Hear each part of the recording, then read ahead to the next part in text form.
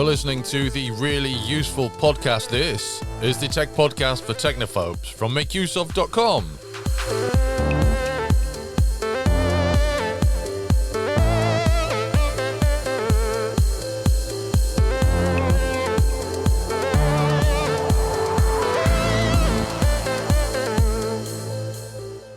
Hello there, my name is Christian Corley, he's Gavin Phillips, and this is a really useful podcast. This is the show that arrives in your podcast player every week, full of tips and tricks to help you make better use of the technology around you. It's a tech podcast for technophobes, as opposed to a tech podcast for techies. Gavin, how are you? Very well, Christian. Yeah, very well, thank you. How are you? Yeah, I'm all right. I'm just looking at my looking around my office and noticing I picked up a really nice bargain the other day in a local branch of CEX. Which was the Star Wars Rebel Strike Rogue Squadron 3 for the Nintendo GameCube, which I wasn't desperate for until I discovered that it's got a hidden Easter egg of the old Return of the Jedi arcade machine hidden in it. And then I thought, I'm going to have to get that as soon as I see it, otherwise I'm going to regret it later. And then you saw it? Well, I actually saw it a few weeks ago and I didn't get it in a completely different store. So, and I don't know why I didn't get it that day. So I went to... I wasn't even looking for this the other day. I was looking for the Atari 50 compilation for the Nintendo Switch, which I got for £18. I spent £18 and got 100 games. Absolute bargain. That's insane, isn't it? Yeah. Absolutely. So, and then I got Rebel Strike Rogue Squadron 3 for an extra 12. So I spent 30 quid on 101...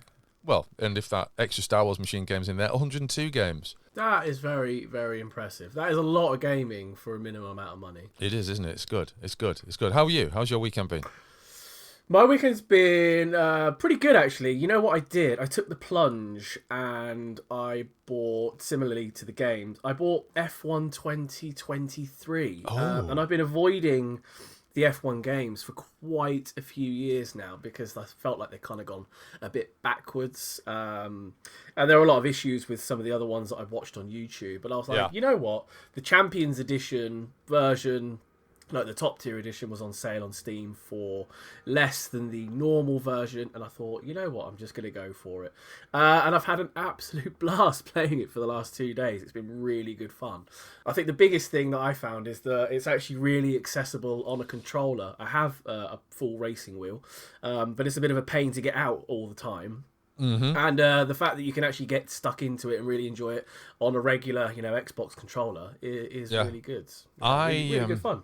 I haven't played that type of game. Ask me when I played that type of game. When was the last time? About 1994.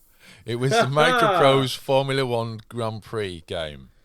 Oh, it'd be Grand Prix 2 by Jeff Crammond. I guarantee it was, because that was one of Jeff my all-time favorites. Yep. I enjoyed that game a lot. It didn't have the greatest frame rate, although I believe with accelerators it looks really good on the Amiga now, comparatively speaking. I liked it. I like the driving bit more than the setup bit. I find that a lot with video racing games, actually. I don't like the setup bit. I just like picking a car and driving it. Yeah, you just want to get stuck straight into the fun, don't you? Yeah. Almost as an aside, that game, despite being made in 1994, has an absolutely phenomenal modding scene. Really? And it's absolutely massive and is still played today by like loads of people with modern cars, modern graphics, liveries, HD mods, all this sort of stuff. Like, it's got an enormous mod. All of Jeff Crammond's Grand Prix racing games have. Grand Prix 2, 3 and 4 particularly. Wow. Well, do you know what? Whilst we're just talking about retro games, it's probably worth mentioning that Sega is giving away its Sega Base Fishing game if you sign up to its newsletter. Sign up to their newsletter. Oh, yeah, I remember that. That was good. I think I'm right in saying the Dreamcast version was ported to Steam about 12 years ago, and I think it's that version. But basically, you sign up to their newsletter before July 31st. You confirm the email address is correct as you sign up to the newsletter, as you would with any newsletter these days, and then they send you the Steam key on August the 1st for free, which is pretty good, isn't it? That is pretty good. And despite the millions of free games that most of us now have on Steam and Epic and so on and so forth, Who hasn't got room for just one more? Well, it's a fishing game as well, so it's a little bit different. It's not like a shooter or a racing game or a platform. It is actually quite a unique and interesting and individual game. So it's worth checking out. Absolutely. Yeah, I'm going to do it.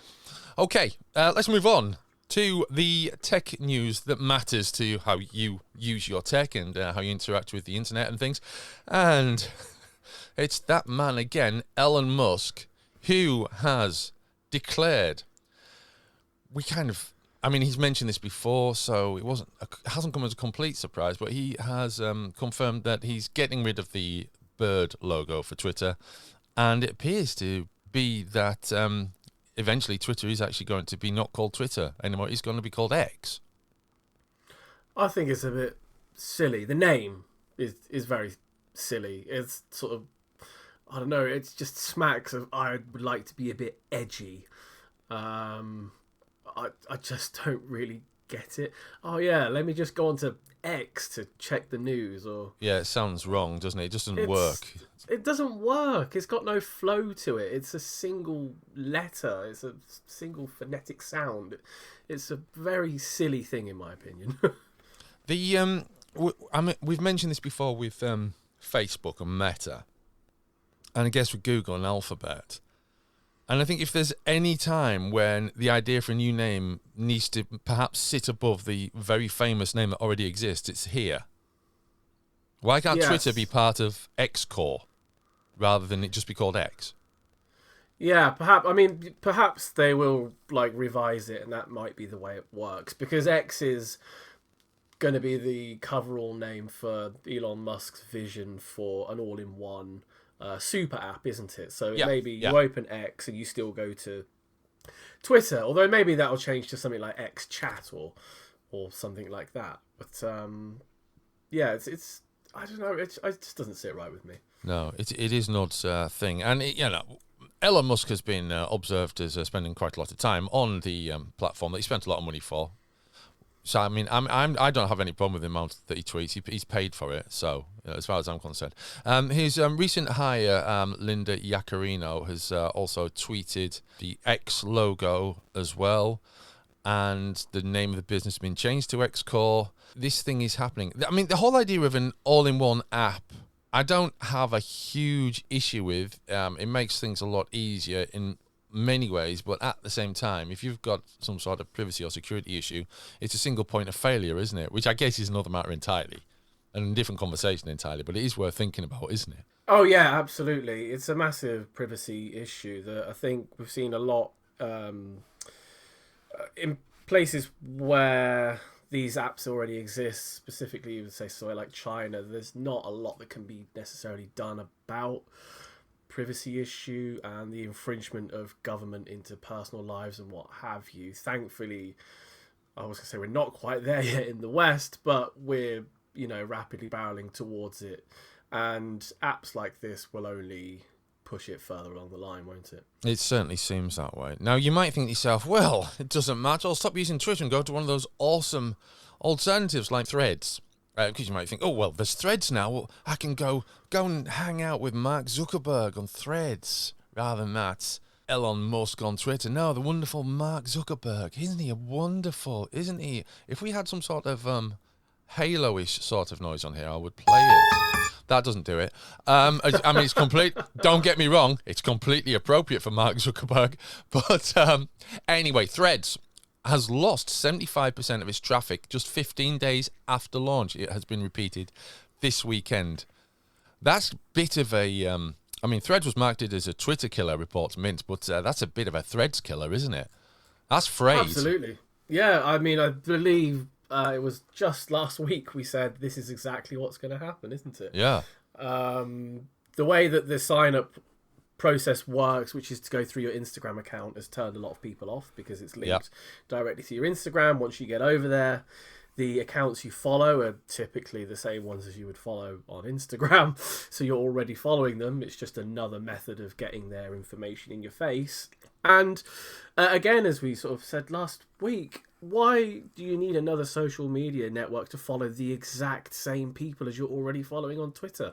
So the massive numbers of people that signed up for Threads when it launched, I'm guessing nearly 2-3 weeks ago now, was always going to drop off, and it was always going to go into a nosedive, because it's not a Twitter killer in any way. It's just a glorified extension to Instagram. Yeah. It's, I mean, as we said, it's not a big surprise it's nosedived. Whether it ever recovers from that is another matter entirely. I don't think it will, unless, you know, the rest of the internet dies and all that's left is Facebook and Instagram. I can't see it recovering, but, you know, maybe Mark Zuckerberg will offer free brain implants to it or something. Well, I was going to say, I think part of the problem as well, Christian, is that it doesn't actually occupy any specific niche. No. Other than the I hate Elon Musk niche. Yeah, precisely. And that's the only reason it was actually designed and launched very specifically when it did, which was at a time where people were really getting angry at Musk and what he was doing at Twitter. And if you note, there's been a lot less anger towards Elon Musk in the 3 weeks or so following the Threads launch. Everyone's gone, oh yeah, Twitter's not great, but everything else really sucks in comparison. So yeah, rather than being like, we're going to steal all your traffic, they've actually done Musk a favour. Yeah. Okay, we're going to move on. This is an interesting one. Brazil's Embraer is planning to build an electric flying taxi factory near Sao Paulo, reports the BBC. I have big issues with this technology. These aren't just flying taxis. Let's just qualify this. These are electric flying taxis that could be dropping out of the sky without warning across Brazil's capital. There is obviously a case to develop electric drive technology on the ground and in the air, but I'm really concerned about this, I have to say. I'm kind of the opposite, actually, Christian. I think this sounds absolutely awesome, and if next time I went to London, for example, there was the option to, you pull up an Uber on your phone and it's like, would you like a sedan, or would you like a slightly posher car, or would you like an electric flying taxi? They're like, yeah, I think I'll take an electric flying taxi, actually. Thank you. How are you going to get in it? How? How are you going to get in it? Who? What? Who am I going to get in it? Now, how are you going to get into the taxi? Oh, how am I going to get into it? Yeah, where's it going to land? I presume it'll have a nice little landing pad somewhere, down that you the walk river to? or something. Yeah. So you're going to walk to the taxi? Yeah, and then get the taxi somewhere else. Can you just walk somewhere else? I mean, I could have jumped on the tube as well. But, yeah. Maybe it'll come with a rope ladder. Yeah, but this is just a day I'm in London. I'm feeling flush, and I want to drop $100 on a taxi. I want to tangle for a rope ladder for 500 meters. Exactly. Yeah, very, very dramatic. Very James Bond. Yeah, totally. Yeah. All signs that this technology is something that is achievable within the next decade, but I'm still not convinced that it is going to be safe. But, we'll see. I mean, look, I'll be honest, right? I don't think it's going to work until there is technology that is literally anti-gravity technology. I don't think electric propulsion that we have now with propellers and electric motors, I don't think that's the answer. I think a new material, a new element that is actually anti-gravity is the answer to these solution. Is the solution to something like this. That's my feeling. And I know we don't have that material yet, but I think we need that material for these things to be safe. Yeah, you could be right. I know there's a lot of interest in, I'm guessing these are going to be like eVTOLs, electric vertical takeoff aircraft. There's a lot of interest in this. Oh my God.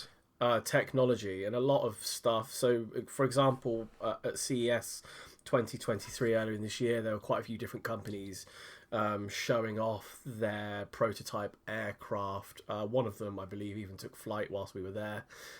So it is tech that's quite rapidly advancing. Whether or not this project in Brazil actually gets to the point where it's carrying real humans in the air is another issue. So whilst Gavin was talking there, I just looked at the artist's impression of how the future aircraft might look in flight. And then Gavin said the word VTOL, which is an abbreviation, an acronym, and it set my mind onto something from the past. Now, in the UK, we have a toy called Action Man, which is like related to G.I. Joe. And in the late 70s, in 1978, there was a thing called a Pursuit Craft released, which was a very cool toy that this 12-inch figure could sit in, and it converted from like a car to an aeroplane. You could just like take pieces off and put them back on, what have you. And now I had this toy, and one of its functions was as a VTOL. And the similarities between the toy that I've just shared with Gavin and this artist's impression are quite considerable. They are, it's quite interesting, yeah. That's to say, Action Man just nailed the design back in 1978. Well, maybe, yeah. Maybe it's that. Okay, we're going to move on to something a little more serious now. Apple is back with the whole, we're going to pull this app if you add backdoors to encryption thing. Only this time it's with the UK government and its online safety bill, which has been the cause of consternation for a lot of people over the past few months, as it's various attempts to... I mean, we're basically talking about politicians. The people that are deciding on this online safety bill are the completely wrong people to be deciding on this online safety bill. They don't appear to have a single clue. Boing Boing has reported that Apple, along with other messaging services like WhatsApp and Signal, are voicing opposition to the proposed legislation. British cybersecurity expert Professor Alan Woodward from Surrey University said the technology companies were unlikely to accept the government's proposals. There is a degree of arrogance and ignorance from the government if they believe some of the larger tech companies will comply with the new requirements without a major fight, he added. It is this whole thing of backdoors to encryption. It's incredibly naive, isn't it? Oh, it's just ludicrous that this conversation comes up every few years, with the whole idea that the government thinks they could force a secret backdoor, not that they've managed to keep it secret, because I don't know if they know that they've talked about it in the news quite a lot. But the whole idea that they could create a secret backdoor that only they would have access to, and they would be able to scan the messages to make sure there was no illegal content in them and what have you, it's beyond stupid. It makes no sense. And for all of the issues that companies like Apple, Meta, etc. have, for them to quite clearly say, if you do this, we will pull out of the UK, is the completely right move. And as much as it would bother me that I couldn't use those messaging services because they're good and I use them all the time, it's the only way to send a clear message. Because let's not forget, we've just had a whole thing in the UK surrounding the use of WhatsApp messages by our Prime Minister, former Prime Minister, and so on, and all the messages that they send using WhatsApp all of the time. So would it be a special backdoor for the plebs, or is it just a special backdoor that everybody has, or how would it work in practical terms? And the answer is they can't tell you because it's so ludicrously stupid.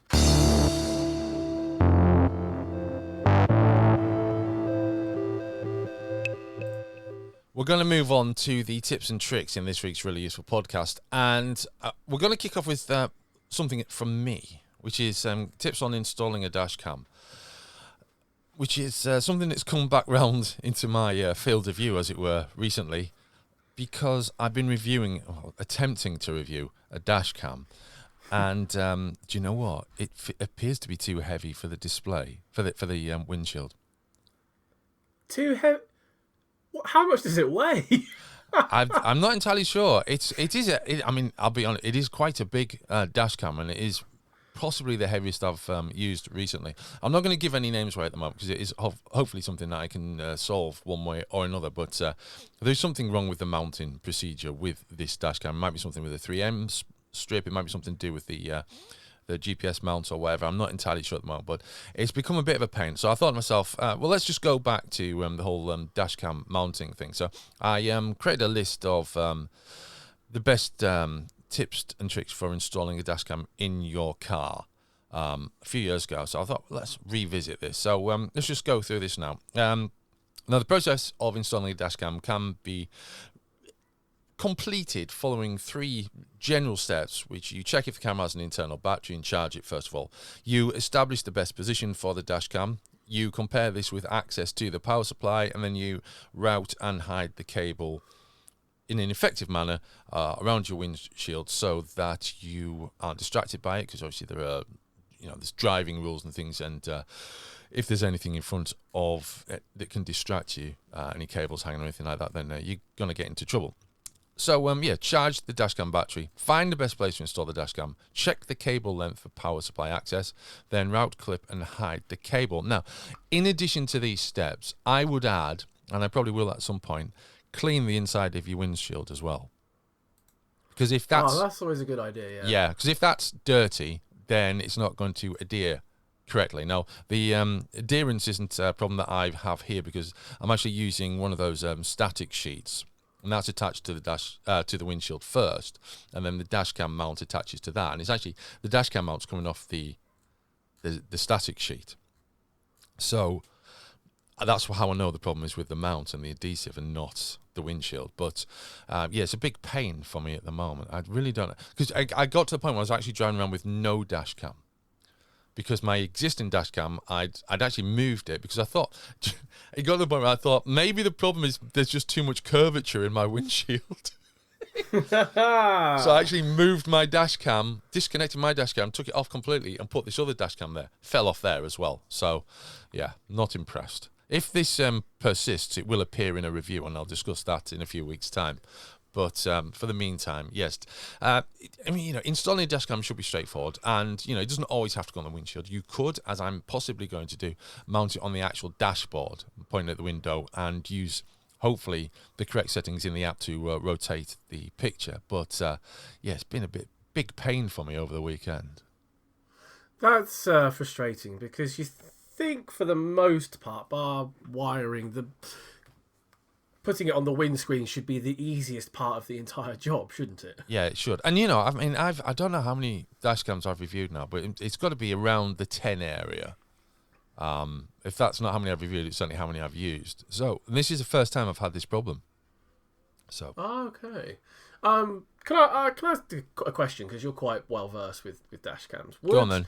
Attaching it to the dashboard area itself create maybe more vibration than on the windscreen? Is that something that makes a difference? It's possible. I've never done it that way before. Okay. I've always gone for windshield, so I'm if I have to do it that way, then that is something I've already mentioned that to our reviews editor, that might be a consideration. But I'm going to give it a try, because they do tend to have some sort of there's a word for it, isn't there? The image stabilization feature. So yes, yeah, built in, so that shouldn't be a major issue. But the other thing is having it upside down, essentially, and the mount upside down. That might affect the GPS reception as well. I don't know. Yeah, it could do, because I'm guessing the receivers are going to be built into the top. Yeah, they're built into the mount, and then they face the sky. Yeah, exactly. Yeah. Ah, interesting to know.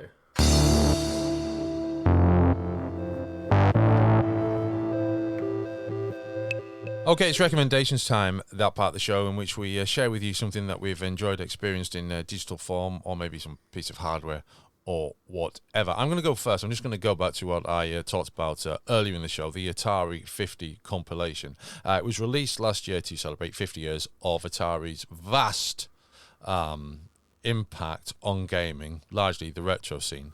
Obviously, there's been the Atari VCS more recently, but we're talking games and arcade machines here.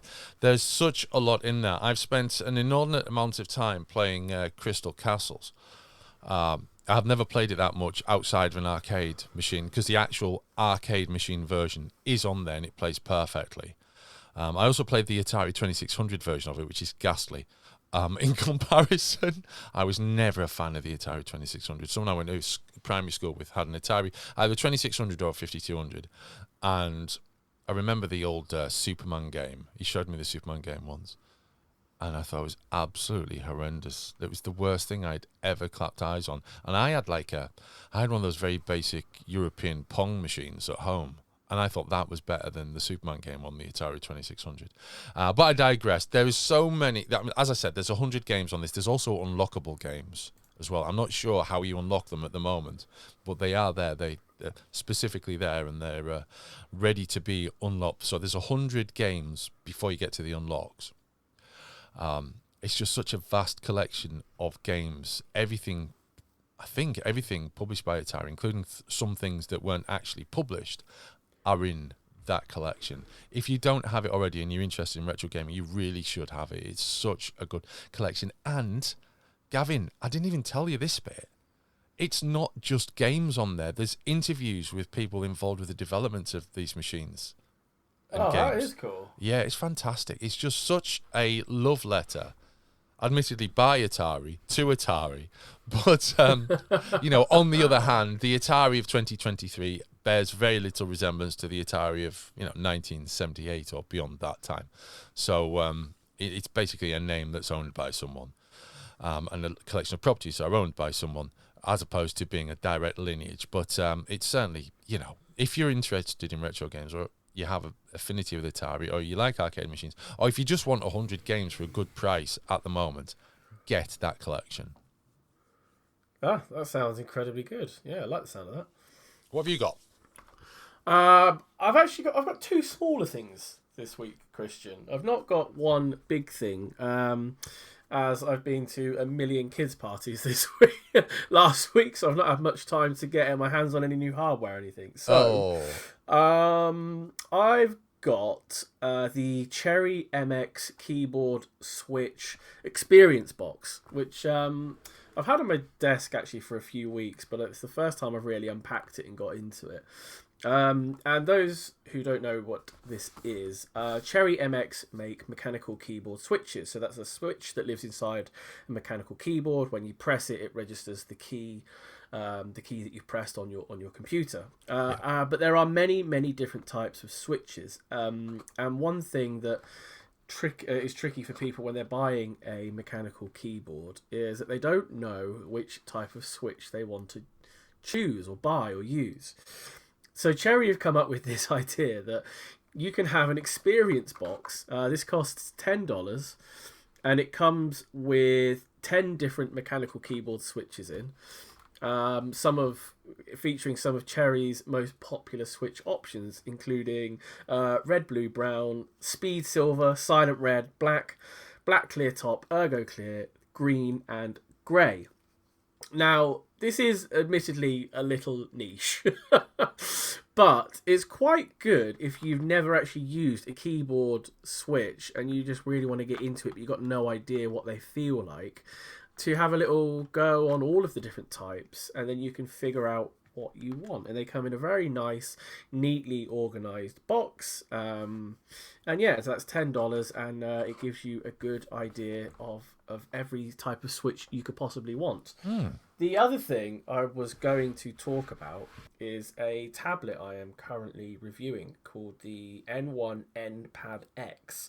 And this isn't so much a recommendation as a something to watch out for. Right. And it's not necessarily specific just to this tablet, but it's this tablet that has made me aware of it. And it is Widevine DRM, which is a type of digital rights management tool built into many Android devices. And it basically comes in 3 levels. Level 1, Level 2, and Level 3. A Level 1 device can play all streaming content at 1080p and 4K. So that's ideal, what you want. And it's linked directly to the hardware. If your device doesn't have L1 Widevine, it's different for iOS devices, I should add. But for Android devices, if it doesn't have L1 Widevine, you won't be able to stream content in HD. So I spent part of my Saturday evening, this weekend just gone, trying to figure out how to get this tablet I was using to stream Netflix at 1080p, despite it having a 2000 pixel by 1200 pixel screen, so it should be able to do it perfectly fine. Yeah. There was no way around it, so the tablet is locked to a maximum of 540p resolution, which is like really, really quite shocking these days when you try and watch a show you're used to watching in full HD or 4K, to have it suddenly bashed down to 540p is quite a shock. So don't think this happens all too often. And the tablet in question is, I think, from a Chinese manufacturer, so that could be part of it. But it's something that the listeners may want to be aware of, and it's worth checking before you buy your next tablet. Wow. Yeah, definitely check that out, because that could lead to a bit of heartache later on, couldn't it? And, well, yeah. Okay. Well, thanks for those recommendations, Gavin, there, and tips. We're going to leave it there for this week's Really Useful Podcast.